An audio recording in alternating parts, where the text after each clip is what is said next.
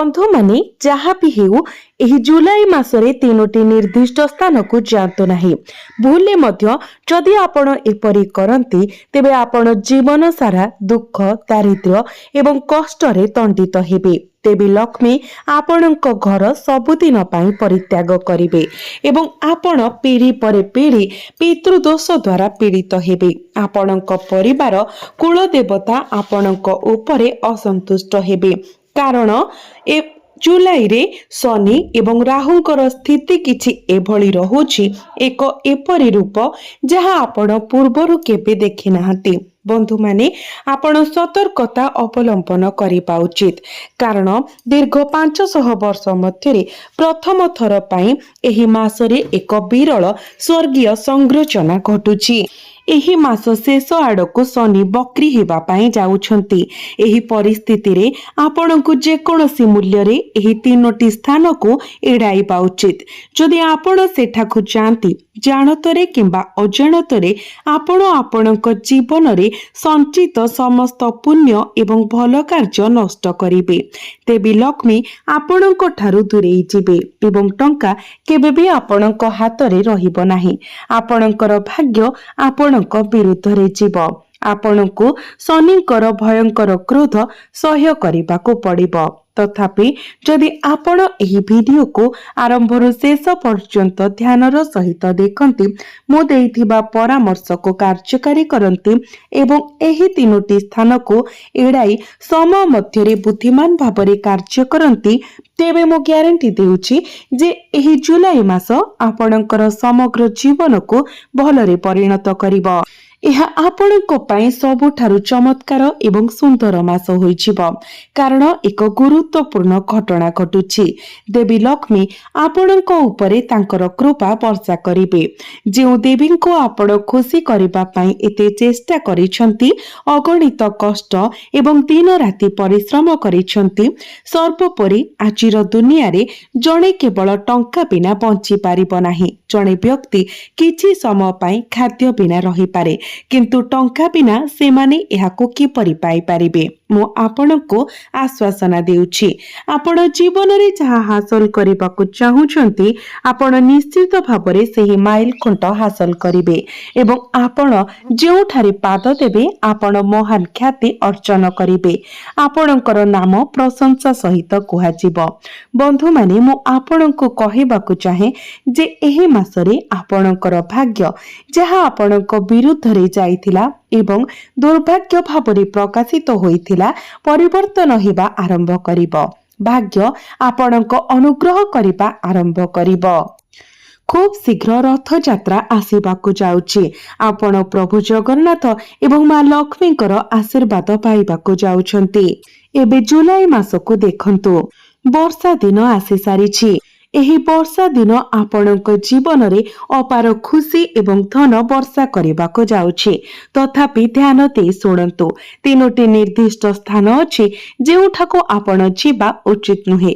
जदि आपण एही स्थान गुडी को जानती भूले मध्य नकारात्मक शक्ति आपणक जीवन रे मूल धरिबो एवं भयंकर आत्मा छाई परि आपणक सहित निजको जोड़ी पारे। एही स्थान गुडी को शक्तिशाली नकारात्मक एवं अशुभ शक्ति आश्रय नहीं जाए। जदि आपण अजाणतरे एही चरम नकारात्मक शक्तिर जालरे फसी जाती तेबे खसी जिबा कष्टकर हेबो। आपणकर निजर सकारात्मक शक्ति जहा एते शक्तिशाली एवं पवित्र एही नकारात्मक शक्ति द्वारा नष्ट एवं अभिभूत होइजिबो। एहा व्यतीत जदि आपण एही स्थान गुडी को परिदर्शन करती तेबे आपणक सहित लागिथिबा नकारात्मक शक्ति आपणक घर को अनुसरण करी आपणकर घरोई परिवेश को नष्ट करि पारे।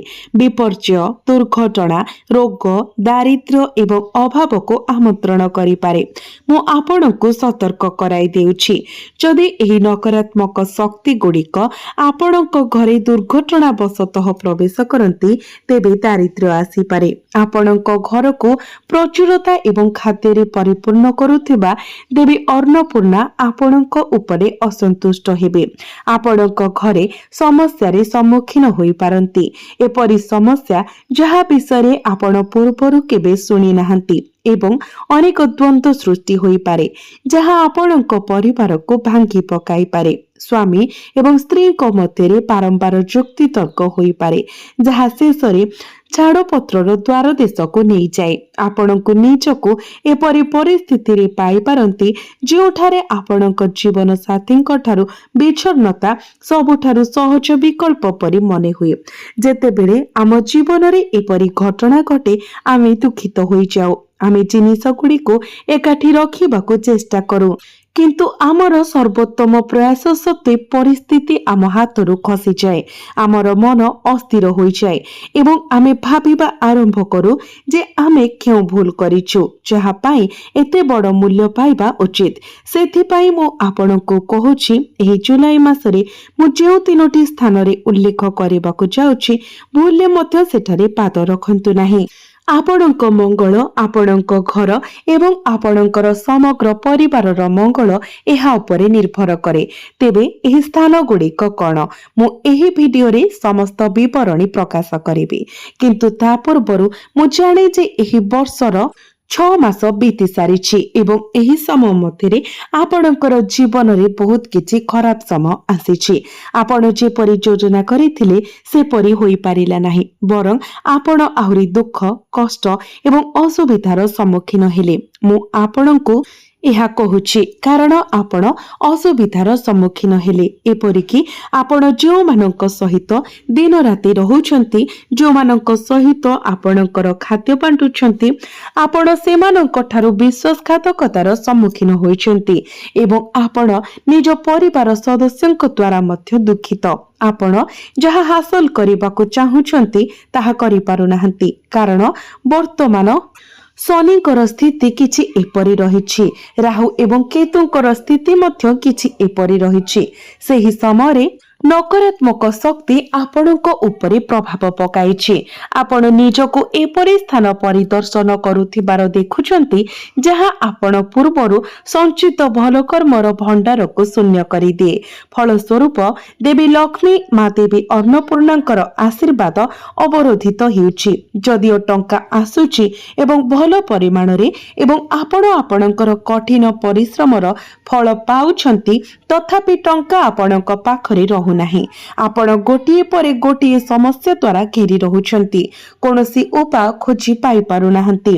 ଆପଣ ଦେଖିବାକୁ ପାଉଥିବେ ଯେ ଘରେ ସାମାନ୍ୟ ବିଷୟ ଉପରେ ଯୁକ୍ତିତର୍କ ହେଉଛି ଯାହାର କି କୌଣସି ପ୍ରକୃତ ଅର୍ଥ ନାହିଁ ଏବଂ ଯେତେବେଳେ ଆଶାର କିରଣ ଦେଖାଯାଏ ତାହା ଲିଭିଯାଏ, ଯାହା ଆପଣଙ୍କୁ ଆହୁରି ଅସୁବିଧା ଏବଂ କଷ୍ଟର ସମ୍ମୁଖୀନ କରିବାକୁ ପଡ଼େ। ଆପଣଙ୍କର ପ୍ରତ୍ୟେକ କାର୍ଯ୍ୟ ଅଟକିଯାଏ କିମ୍ବା ବାଧାରେ ଫସିଯାଏ। କାହିଁକି? କାରଣ ଆପଣଙ୍କର ଶତ୍ରୁମାନଙ୍କର କୁଦୃଷ୍ଟି ଆପଣଙ୍କ ଉପରେ ଅଛି। ଏହି ପ୍ରଭାବରୁ ମୁକ୍ତ ନ ହେବା ପର୍ଯ୍ୟନ୍ତ ଆପଣ ଏହି ଅସୁବିଧାରୁ ମୁକ୍ତ ହୋଇପାରିବେ ନାହିଁ। ମୁଁ ଆପଣଙ୍କୁ ଏହା କହୁଛି, ନକାରାତ୍ମକ ଶକ୍ତି ଗୁଡ଼ିକ ଆପଣଙ୍କୁ ବାନ୍ଧି ରଖିଛି ଏବଂ ମୁଁ ଆଜି ଆପଣଙ୍କୁ ଏହି ସମସ୍ତ ଅସୁବିଧାରୁ ମୁକ୍ତ କରିବା ପାଇଁ ଏଠାରେ ଅଛି।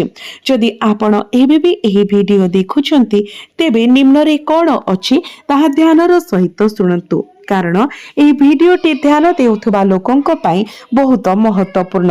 ମୁଁ ବୁଝାଇବାକୁ ଯାଉଛି ଯେ ନକାରାତ୍ମକ ଶକ୍ତିର କବଳରୁ ରକ୍ଷା ପାଇବା କାହିଁକି ଅତ୍ୟନ୍ତ ଗୁରୁତ୍ୱପୂର୍ଣ୍ଣ। ଆମେ ପ୍ରାୟତଃ ବିଭିନ୍ନ ସ୍ଥାନକୁ ଭ୍ରମଣ କରୁ, କେତେବେଳେ ଜାଣତରେ, କେତେବେଳେ ଅଜାଣତରେ। ଆମେ କୌଣସି ବନ୍ଧୁକୁ ଭେଟିବା ପାଇଁ କିମ୍ବା ଏକ ବିଶେଷ ସମାବେଶରେ ଯୋଗ ଦେବା ପାଇଁ ଏକ ନିର୍ଜନ ପଥ ଗ୍ରହଣ କରିପାରୁ। ବାହ୍ୟ ଦୃଷ୍ଟିରୁ ଏହା ଆକର୍ଷଣୀୟ ମନେ ହୋଇପାରେ ଏବଂ ଆମେ ବିଶ୍ୱାସ କରିପାରୁ ଯେ ଏହି କାର୍ଯ୍ୟକ୍ରମ ଆମ ପାଇଁ ସକାରାତ୍ମକ ହେବ। ତଥାପି ସେହି ସମାବେଶ ଆମକୁ ଲୁହ ଏବଂ ହତାଶାର ଧାରକୁ ଠେଲି ଦେଇପାରେ। ପ୍ରାୟତଃ ଆମେ ଆମର କିମ୍ବା ଅବସର ପାଇଁ ଯାତ୍ରା କରୁ ଏବଂ ବିଭିନ୍ନ ସ୍ଥାନ ଦେଇ ଯାଉ। କେତେକ ସମୟରେ ଆମେ ଅଜାଣତରେ ସେହି ସ୍ଥାନ ଦେଇ ଯାଉ କିମ୍ବା ଅଟକି ଯାଉ ଯେଉଁଠାରେ ଶାସ୍ତ୍ର ଅନୁସାରେ ପ୍ରବେଶ ନିଷେଧ। उदाहरण स्वरूप जेतेबेले परिवार बाहरକୁ जाती ऋतुस्राव हेउथुबा महिला माने सबु बेले जानि न पारंती जे सेमाने केउठाकु जिबा उचित किंबा न जिबा उचित एवं सेमाने एपरि प्रतिबंधित स्थान गुड़िक परिदर्शन करि पारंती। जेतेबेले आमे एही स्थान गुड़िक परिदर्शन करू सेठारे उपस्थित शक्ति गुड़िक आम सहित जड़ित होई आमको घरको फेराई आनी थाए। फलस्वरूप एही नकारात्मक शक्ति अधिष्ठात्री देवी देवता धनर देवी माँ लक्ष्मी एवं आम घरर पूर्वपुरुषଙ୍କୁ परास्त करिदिए, जहा फलरे आम घरे रहुथिबा देवता एवं दैवी शक्ति आमको सुरक्षा दे एवं बड़ विपर्ययରୁ रक्षा करी घर परित्याग करती। काहेकि कारण एही दैवी शक्ति आमर पूर्वपुरुष नकारात्मक शक्ति को सह्य करती नाही। तेणु मु एठारे बुझाइबाको आसीछि जे आमे किपरि एही नकारात्मक शक्ति गुडी को बाहर करि पारिबा एवं पवित्र सकारात्मक शक्ति को आम घर को निमंत्रण करि पारिबा। आपण कोन करिबा उचित एवं कोन एडाइबा उचित मु शास्त्ररु एही सूचना को बहुत प्रयास करी संग्रह करिछि एवं एहाको आपणक सहित विस्तृत भाବରେ बुझाइबाको आसीछि। किंतु आमे आरंभ करिबा पूर्वरु दयाकरी कमेंट बॉक्स रे जय माता दी अवश्य लिखंतु। तेबे बंधु माने मु आपणको कहिबाको जाउछि जुलाई मास आपणको पई महान हेबाको जाउछि जदि आपण एक निर्दिष्ट प्रकारर सतर्कता अवलंबन करंती। एक सतर्कता जहा आपण पूर्वरु केबे सुनि नाहंती। आपण असावधानता एवं अवहेला सहित आपणकर जीवन बिताइछंती। तथापि जदि आपण देवी मांकर आशीर्वाद पाइबाको चाहुछंती तो भिडियोटी को शेष पर्यंत देखंतु। मु जहा वर्णना करूछि ता आपणक सहित घटुछि कि नाही किंबा जीवन रे आपणको कोन असुविधा रे पकाउछि ता कमेंट बॉक्स रे जणांतु। बंधु माने एही मासटी आपणक पई अत्यंत लाभदायक रहिबो एवं मां लक्ष्मीकर आशीर्वाद आपणकर जीवन रे प्रचुर मात्रा रे वर्षा हेबो। एबे आसंतु सेई तीनोटी स्थान विषय जानिबा। एही जुलाई मासरे आपण केउ तीनोटी स्थान को जिबा उचित नुहे एवं केउ स्थान को जिबा उचित ध्यान देई सुनंतु। जहा द्वारा धनर देवी लक्ष्मी आपणक घरे प्रवेश करिवे। एहा आपणकर भाग्य को पुनर्जीवित करिवो जहा अटकी जाइछि किंबा आपणक विरुद्ध रे पालटी जाइछि एवं आपणकर जीवन रे शांति समृद्धि एवं खुशी आनिबो। आपण सुख एवं शांति पाइबे, राति रे भल निद्रा पाइबे एवं आपणकर मन एवं हृदय को कष्ट देउथबा चिंतारु मुक्त हेबे। मु आवश्यक प्रतिकार मध्य कहिबे। तेबे बंधु माने ए जुलाई मासरे आपण कोन करिवे एवं कोन करिवे नाही। तेबे बंधु माने आपण प्रायतः एही तीनोटी निर्दिष्ट स्थान परिदर्शन करंती जेउठाकु जीवाको आपण केवल प्रतिरोध करि पारिबे नाही। आपण होई तो जानि नथिबे जे एही स्थान गुडीकर परिदर्शन करिबा द्वारा आपणकर भाग्य आपणक विरुद्ध रे जाय एवं आपणको निरंतर अनावश्यक चाप देई थाए। आपण एही स्थान गुडी को बारंबार जीव जोगु एपरि भयंकर असुविधा आपणक जीवन रे प्रवेश करिछि। आपण समान भूल गुडी को पुनरावृत्ति करि आसुछंती हुई तो अजाणतरे किंतु यथेष्ट होई गला। मु एबे आपणको कहूछि जे आउ थरे सेही भूल करंतु नाही। देखंतु आपणक मंडली रे केही जणे अछंती, जणे संपर्कीय, जणे बंधु किंबा जणे परिचित जहांकर जीवन अशांति रे अछि। सेमाने असुस्थता एवं सेमानंकर निज पूर्व भूल कार्यर परिणाम हेतु बहुत कष्ट पाउछंती। प्रकृत रे सेमाने करिथिबा पाप जोगु सेमानंकर जीवन दुखद होई गलानी। सेमानंकर घर नकारात्मक शक्ति रे आक्रांत। आपणको एही व्यक्ति किए ताहा चिन्हट करिबाकू पड़िबो, जणे संपर्कीय कि आपणकर निकटतर, कारण सेमानंकु प्रातः भेटिबा ही आपणकर निज दुर्भाग्य को त्वरान्वित करे। सर्वप्रथमे आपण सेही व्यक्तिंक घर को जीवा बंद करिबा उचित, कारण सेही कांथ भितरे थिबा जंत्रणा एवं लुह एक नकारात्मक शक्ति सृष्टि करे, जाहाकू आपण आपणकर निज घर को फेराई आनिबे। तेणु आज ठारू आपण एपरि स्थान गुडी को जीवा बंद करिबा उचित। एबे परवर्ती कथा को आपणक मन रे दृढ़ भाव रे रखंतु। ଏହି ଜୁଲାଇ ମାସରେ କୌଣସି ପରିସ୍ଥିତିରେ ଆପଣ ଶ୍ମଶାନ, କବରସ୍ଥାନ କିମ୍ବା ଏକ ନିର୍ଜନ 3 ପଥ କିମ୍ବା 4 ପଥ ଛକ ଦେଇ ଯିବା ଉଚିତ ନୁହେଁ, ବିଶେଷ କରି ସୂର୍ଯ୍ୟାସ୍ତ ପରେ ଯେତେବେଳେ ଅନ୍ଧାର ଆସିଯାଏ। ମୁଁ ଜାଣେ ଯେ ଆପଣ ପଚାରି ପାରନ୍ତି, ମୁଁ କାହିଁକି ସେଠାକୁ ଯିବି, ମୋର ସେଠାରେ କ'ଣ କାମ ଅଛି? କିନ୍ତୁ ମୋ କଥା ଶୁଣନ୍ତୁ, ପ୍ରାୟତଃ ଘରକୁ ଫେରିବା ପାଇଁ ଶୀଘ୍ର କିମ୍ବା ସର୍ଟକଟ ଖୋଜିବା ସମୟରେ ଆପଣ ରାତିରେ ଏପରି ରାସ୍ତା ଦେଇ ଯାତ୍ରା କରିପାରନ୍ତି, ଆପଣଙ୍କୁ ଏହା କରିବାରୁ ନିବୃତ୍ତ ରହିବାକୁ ପଡ଼ିବ। ତୃତୀୟ, ଯାହା ଆପଣଙ୍କୁ ସତର୍କତାର ସହିତ ପାଳନ କରିବାକୁ ପଡ଼ିବ, କାରଣ ଏହା ଆପଣଙ୍କର ଜୀବନକୁ ମୁହୂର୍ତ୍ତକରେ ପାଉଁଶ କରିଦେଇପାରେ। ଅନେକ ଲୋକଙ୍କର ମଦ୍ୟପାନ କରିବାର ଅଭ୍ୟାସ ରହିଛି। ଜୁଆ, ଆଟା କିମ୍ବା ସଟ୍ଟାରେ ଏଇଭଳି ସ୍ଥାନରେ ପାଦ ରଖନ୍ତୁ ନାହିଁ ଯେଉଁଠାରେ ଅନୈତିକ କାର୍ଯ୍ୟକଳାପ ଘଟେ, ଯେଉଁ ସ୍ଥାନ ଗୁଡ଼ିକରେ କୁଶବ୍ଦ, କୁଭାଷା ପ୍ରୟୋଗ କରାଯାଏ। ଯଦିଓ ଜଣେ ନିକଟତମ ବନ୍ଧୁ ଜିଦ୍ ଧରିଥାଏ କେବଳ କିଛି ମିନିଟ୍ ପାଇଁ ମଦ୍ୟପାନ କିମ୍ବା କିଛି ସ୍ପର୍ଶ ନ କରି ସେମାନଙ୍କ ସହିତ ଯୋଗ ଦେବାକୁ, କେବଳ ସେମାନଙ୍କ ସହିତ ବସିବାକୁ ଆପଣ ବିନମ୍ରତାର ସହିତ ପ୍ରତ୍ୟାଖ୍ୟାନ କରିବା ଉଚିତ ଏବଂ ତୁରନ୍ତ ଚାଲି ଆସିବା ଉଚିତ। ଆପଣ ଜାଣନ୍ତି ଯେ ଗ୍ରହମାନଙ୍କର ପ୍ରତିକୂଳ ପ୍ରଭାବ ଅନୈତିକ କାର୍ଯ୍ୟ ଦ୍ୱାରା ସର୍ବାଧିକ ତୀବ୍ର ହୁଏ ଏବଂ ଥରେ ସେହି ଗ୍ରହ କ୍ରୋଧ ଆପଣଙ୍କ ଉପରେ ପଡ଼ିଲେ ଆପଣଙ୍କର ଜୀବନ ନଷ୍ଟ ହେବାକୁ ଅଧିକ ସମୟ ଲାଗିବ ନାହିଁ। ଏହା ବ୍ୟତୀତ ଆପଣମାନେ ଜାଣନ୍ତି ଯେ ବର୍ତ୍ତମାନ ବର୍ଷା ଋତୁ ଏବଂ ଚାରିଆଡ଼େ ଜଳମଗ୍ନ। ତେଣୁ ଏହି ପରିସ୍ଥିତିରେ ଆପଣ ଯେକୌଣସି ପ୍ରକାରର ଜଳାଶୟ ଠାରୁ ମଧ୍ୟ ଦୂରେଇ ରହିବା ପାଇଁ ଚେଷ୍ଟା କରନ୍ତୁ। ନଦୀ, ହ୍ରଦ ଏବଂ ଭରି ରହିଥିବା ପୁଷ୍କରିଣୀ ଏହି ସ୍ଥାନକୁ କେବେ ବି ଏକୁଟିଆ ଯାଆନ୍ତୁ ନାହିଁ, କିମ୍ବା ଯଦି ବି ଆପଣ ନିଜର ବନ୍ଧୁଙ୍କ ସହିତ ଯାଉଛନ୍ତି ତେବେ ସତର୍କତା ଅବଲମ୍ବନ କରନ୍ତୁ। ସବୁଠାରୁ ଉତ୍ତମ ହେବ ଯେ ଆପଣ ଏପରି ବିପଦ ସଂକୁଳ ଜାଗାକୁ ଯାଆନ୍ତୁ ନାହିଁ, କାରଣ ଯେହେତୁ ବର୍ତ୍ତମାନ ଗ୍ରହ ସ୍ଥିତି କିଛିଟା ବିପର୍ଯ୍ୟତ ରହିଛି, ତେଣୁ ଆପଣ ଯଦି ଏଇଭଳି ସ୍ଥାନକୁ ଯାଉଛନ୍ତି ତେବେ ଆପଣଙ୍କ ଉପରକୁ ବିପଦ ଆସିବାର ସମ୍ଭାବନା ଅଧିକ ମାତ୍ରାରେ ରହୁଛି। ତେଣୁ ଯଥାସମ୍ଭବ ଏହି ସ୍ଥାନ ଗୁଡ଼ିକୁ ଆପଣ ଏଡ଼ାଇବାକୁ ଚେଷ୍ଟା କରନ୍ତୁ।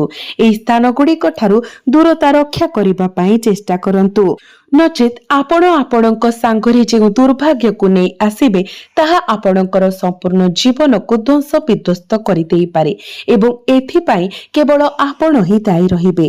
ତେଣୁ ନିଷ୍ପତ୍ତି ବର୍ତ୍ତମାନ ଆପଣଙ୍କ ହାତରେ। ଆପଣ ଆପଣଙ୍କର ଭାଗ୍ୟକୁ ସୁନ୍ଦର କରିବେ ନା ଜାଣିଶୁଣି ଆପଣଙ୍କର ଭାଗ୍ୟକୁ ଆପଣ ଦୁର୍ଭାଗ୍ୟରେ ପରିଣତ କରିବେ, ତାହା ଆପଣଙ୍କର